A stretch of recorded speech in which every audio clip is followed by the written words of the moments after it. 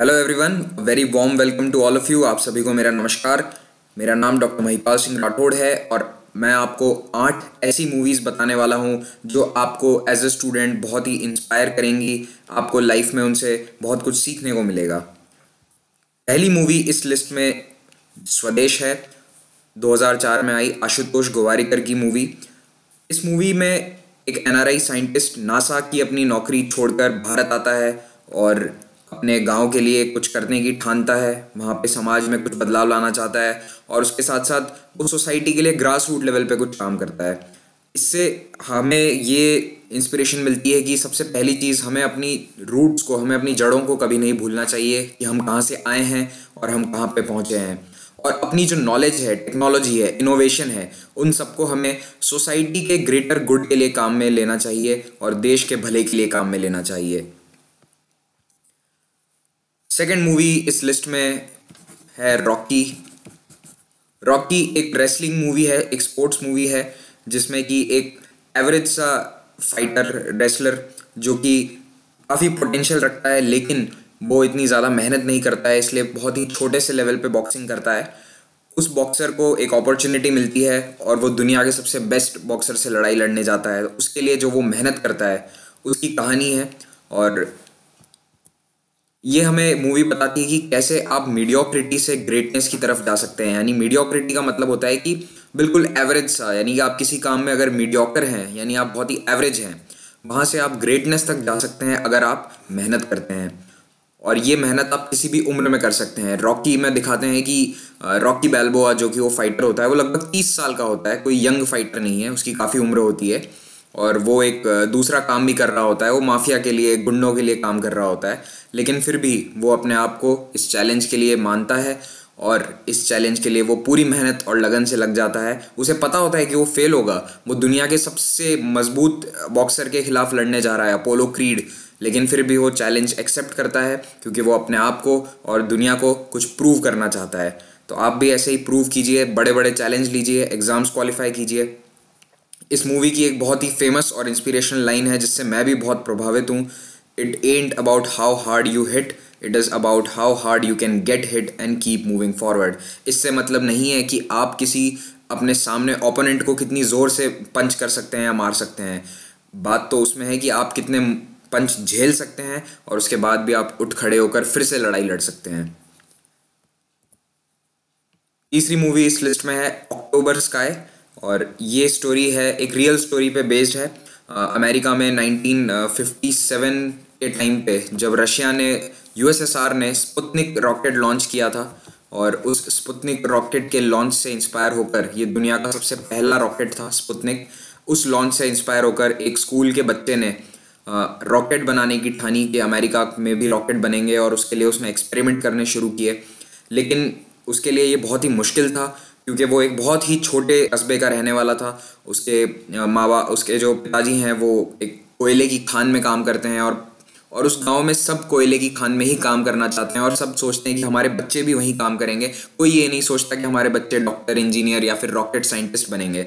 लेकिन फिर भी ये छोटा सा लड़का अपने सपनों के पीछे भागता है और ये रॉकेट बनाता है अपने दोस्तों के साथ मिलकर साइंस प्रोजेक्ट के तौर पर। लेकिन इसके पिताजी, इसका पूरा सोसाइटी, ये सब इनके खिलाफ होते हैं। इन्हें लगता है कि ये टाइम वेस्ट कर रहे हैं। इनके रॉकेट कई बार फेल करते हैं, कई सारे उसके बीच में उसमें चुनौतियां मिलती हैं। उसे माइंस में जाकर काम करना पड़ता है, उसे स्कूल के बाद टाइम नहीं मिलता, लेकिन फिर भी वो अपने सपनों को पूरा करता है और लगातार कोशिश करता रहता है, रिलेंटलेसली करता रहता है जब तक उसे सफलता हासिल नहीं हो जाती। उसके बाद अगली मूवी है शॉशैंक रिडेम्पशन। शॉशैंक रिडेम्पशन एक बैंकर के बारे में है जिसको जेल हो जाती है गलत तरीके से अपनी खुद के वाइफ के मर्डर के लिए और उसे उम्र कैद की सज़ा होती है।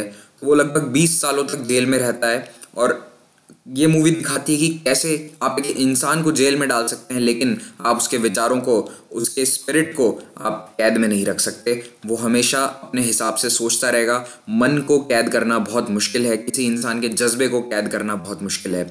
वो 20 सालों तक लगातार अपने जेल में अपने आप को मेंटली स्ट्रांग बनाए रखता है और लोगों की मदद करता है। 20 साल तक वो धीरे धीरे दीवार को एक छोटे से औजार से खोदता रहता है और फाइनली उसे भागने में, जेल से भागने में सफलता मिलती है। उसकी 20 साल की मेहनत रंग लाती है, जबकि दूसरे लोग हताशा और निराशा के शिकार होते हैं जेल में, लेकिन वो मानसिक तौर पर बहुत ही मजबूत होता है और वो 20 साल बाद जेल से निकलने में सक्सेसफुल रहता है। और इस मूवी से आपको सीखने को मिलेगा परसीवियरेंस, यानी कि लगातार काम करते जाएं, कोशिश करते जाएं, चाहे सफलता मिले ना मिले, चाहे सफलता आपको पता है कि आपको 2 साल बाद मिलेगी, 3 साल बाद मिलेगी, लेकिन आपको परसीवियर करना पड़ेगा। इस मूवी में मॉर्गन फ्रीमैन की बहुत ही अच्छी एक्टिंग है। आप ये मूवी ज़रूर देखें अगर आप में से किसी ने नहीं देखी हो तो। उसके बाद है पीसफुल वॉरियर। 2006 में ये मूवी आई थी, पीसफुल वॉरियर। ये एक यूनिवर्सिटी स्टूडेंट की स्टोरी है जो कि एक जिमनास्ट होता है और इनका सपना होता है कि नेशनल चैम्पियनशिप जीतना, और ही इज़ वेरी गुड, बहुत ही अच्छे लेवल का जिमनास्ट होता है। और इनके साथ एक एक्सीडेंट हो जाता है और उस एक्सीडेंट के बाद वो फिर से अपने आप को तैयार करता है। वो चलने के लायक नहीं होता है, उसके पाँव की हड्डी पूरी तरह से टूट जाती है, लेकिन उस एक्सीडेंट के बाद वो अपने आप को तैयार करता है। लेकिन वो मेंटली इतना टूट चुका होता है कि उसे फिर से उस लेवल पे आने के लिए उसे एक गुरु मिलते हैं, और वो जो उसे एक गुरु हैं वो उसे सिखाते हैं कि कैसे आपको मेंटल और इनर ट्रांसफॉर्मेशन लाना बहुत ज़रूरी है। आपका सिर्फ शरीर ही नहीं, आपका मन भी बहुत मजबूत होना चाहिए। आपके अंदर से आपको परिवर्तन लाना होगा अगर आपको फिर से अपने पाँव पे खड़ा होना है किसी एक्सीडेंट के बाद या किसी सदमे के बाद। तो इसीलिए ये मूवी काफ़ी इंस्पिरेशनल लगी मुझे भी, क्योंकि इसमें टैलेंटेड आदमी को गिरकर फिर से उठते हुए दिखाया गया है।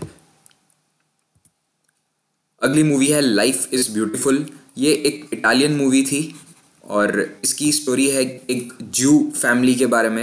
ये एक ज्यूइश परिवार होता है जिसे नाजी पार्टी, जो कि हिटलर उनका लीडर था, उन्होंने ज्यूइश लोगों के लिए कैंप्स बनाए थे और उन्हीं कैंप्स में इन्हें डाल दिया जाता था। वहाँ पे बहुत समय तक इन लोगों से काम करवाते थे और जब इनकी उपयोगिता ख़त्म हो जाती थी तो उन्हें गैस चेम्बर्स में भेजकर मार दिया जाता था। तो उस बैकग्राउंड में ये फिल्म बनाई गई है।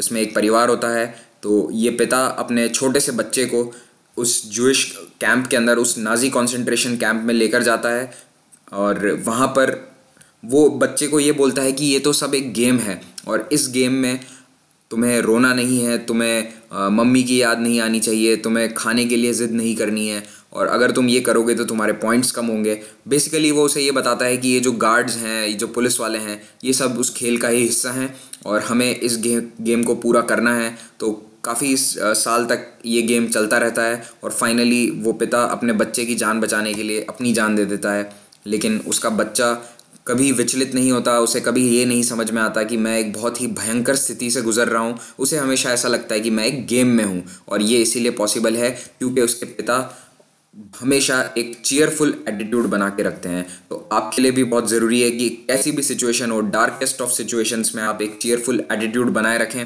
वही सक्सेस तय करता है, वही आपको ज़िंदगी में आगे ले जाएगा। ये फिल्म रॉबर्टो बेनिनी ने बनाई थी, इसके लिए वो ऑस्कर भी जीता था उन्होंने। वो डायरेक्टर और मेन एक्टर फिल्म के दोनों वही थे। और जैसा कि मैंने आपको बताया कि नाजी कैंप के बारे में ये स्टोरी है, और ये हालांकि एक ड्रामा और कॉमेडी फिल्म है, लेकिन इसका जो टॉपिक है वो काफ़ी सीरियस है, नाजी कॉन्सेंट्रेशन कैंप, और उसमें दिखाया जाता है कि किस तरह से लोगों को गैस चेम्बर में मार दिया गया था, खास करके बच्चों को भी, लेकिन इस सब के बीच चीयरफुल एटीट्यूड। अगली फिल्म है 3 इडियट्स, भारत की काफ़ी फेमस फिल्म आमिर खान की, और आई होप ये तो आप सबने देखी ही होगी जो भी ये वीडियो देख रहे हैं। इस फिल्म का मेन मोटो या फिर एक लाइन जो मुझे इस फिल्म की काफ़ी पसंद आई वो थी कि कभी भी आप सक्सेस के पीछे मत भागिए, आप एक्सेलेंस के पीछे भागिए, सक्सेस झक मार के आपके पीछे आएगी। आप अपने पैशंस और अपने ड्रीम्स को फॉलो कीजिए। ऐसा नहीं कि ज़बरदस्ती आपके माँ बाप ने आपको कह दिया कि आपको ये एग्ज़ाम देना है तो आप उस एग्ज़ाम को दे रहे हैं, या फिर आपको ये डिग्री करनी है तो आप करें। ठीक है, आप कर सकते हैं, लेकिन अगर आपका उसमें इंटरेस्ट बिल्कुल नहीं है तो फिर आप उस फील्ड में कभी भी सक्सेस नहीं ला पाएंगे, या फिर आप मेंटली उसमें खुश नहीं रहेंगे। तो अगर आप चाहते हैं कि आप ज़िंदगी में खुश रहें, आप ऊंचे से ऊंचे पायदान पे पहुँचें, तो आपको अपने ड्रीम्स को और अपने कैरियर को अलाइन करना होगा। आपको वही कैरियर फॉलो करना चाहिए जिसमें आपका मन लगे, जिसमें आपका पैशन हो, जो आपको अच्छा लगे। ये इस मूवी का संदेश था, और ये पूरे स्टूडेंट कम्युनिटी के लिए एक बहुत ही इंस्पिरेशनल फिल्म है। इस लिस्ट की आखिरी मूवी है गुड विल हंटिंग 1997 की। ये एक मूवी है जिसमें कि रॉबिन विलियम्स की बहुत ही उम्दा एक्टिंग थी, और रॉबिन विलियम्स का एक बहुत ही फेमस कोट है इस मूवी से, you will have bad times but it will always wake you up to the good stuff that you weren't paying attention to. कि ज़िंदगी में आपको कई बार बुरा वक्त आएगा, बुरे वक्त से आप जब गुजरेंगे तब आपको पता चलेगा कि जो आपकी ज़िंदगी में अच्छी चीज़ें हैं वो आपने उनकी ओर कभी ध्यान ही नहीं दिया था। उनकी ओर आपका ध्यान सिर्फ तब जाएगा जब आप बहुत ही बुरे वक्त से गुजर रहे हैं। इसकी बेसिक स्टोरी ये थी इस फिल्म की कि एक 20 साल का लड़का होता है, ये मैट डेमन इसमें एक 20 साल का लड़का है जो कि एक MIT में, मैसाचुसेट्स इंस्टीट्यूट ऑफ टेक्नोलॉजी, जो कि दुनिया का सबसे अच्छा कॉलेज है, वहाँ पे ये जैनिटर का काम कर रहा होता है, यानी कि जो साफ़ सफाई करता है उस व्यक्ति का ये काम कर रहा होता है। लेकिन ये एक मैथमेटिकल जीनियस होता है और ये कई सारे मैथमेटिक्स के सवाल को सॉल्व कर लेता है जो कि वहाँ के स्टूडेंट्स या वहाँ के टॉप मोस्ट स्टूडेंट उन्हें सॉल्व नहीं कर पाते, और इसीलिए वो अनफुलफिल्ड पोटेंशियल है। लेकिन वो फिर भी कॉलेज नहीं जाना चाहता, इसीलिए वहाँ के एक प्रोफेसर उसे बोलते हैं कि तुम कॉलेज आओ, तुम मेरे अंडर में पढ़ाई करो। और साथ ही साथ एक साइकेट्रिस्ट उसकी हेल्प करता है, एक साइकोलॉजिस्ट उसकी हेल्प करता है, रॉबिन विलियम्स। वो उसे समझाता है कि कैसे लाइफ की जो आपकी चॉइसेस हैं वो ज़िंदगी में आपकी दिशा तय करेंगी। पर्सनल और प्रोफेशनल लाइफ के बीच में एक बैलेंस होना बहुत ज़रूरी है। एक उदाहरण के साथ रॉबिन विलियम्स बताते हैं कि कैसे वो अपनी फ्यूचर वाइफ से मिलने के लिए एक बहुत ही इम्पॉर्टेंट मैच का फाइनल छोड़ देते हैं, 1975 सुपर सीरीज़ का फाइनल, और उन्हें इस बात का कभी मलाल नहीं रहा कि उन्होंने वो मैच छोड़ा, क्योंकि उससे उन्हें अपनी फ्यूचर वाइफ से मिलना हुआ, उन्होंने उनसे शादी करी। और ये वो दिखाते हैं कि कैसे आपको अपने प्रोफेशनल और पर्सनल लाइफ में बैलेंस बना के रखना है। हालांकि मेन मोटिव जो इस फिल्म का वो है कि आपका जो पोटेंशियल है वो कभी भी अनफुलफिल्ड नहीं रहना चाहिए। अगर आप में टैलेंट है, पोटेंशियल है, तो उसे पूरा कीजिए। ऐसी अपॉर्चुनिटी ढूंढिए कि जहाँ पे लोग आपको पढ़ा सकें, ऐसे टीचर्स ढूंढिए, ऐसे इंस्टीट्यूट से ऐसा माहौल ढूंढिए जहाँ पे आपके पोटेंशियल को पूरी तरह से बाहर आने का मौका मिले और आप उसके थ्रू सक्सेस अचीव कर सकें ज़िंदगी में। तो ये 8 मूवीज़ जो मेरे ख्याल से काफ़ी इंस्पिरेशनल हैं स्टूडेंट्स के लिए। Thank you very much for watching this video.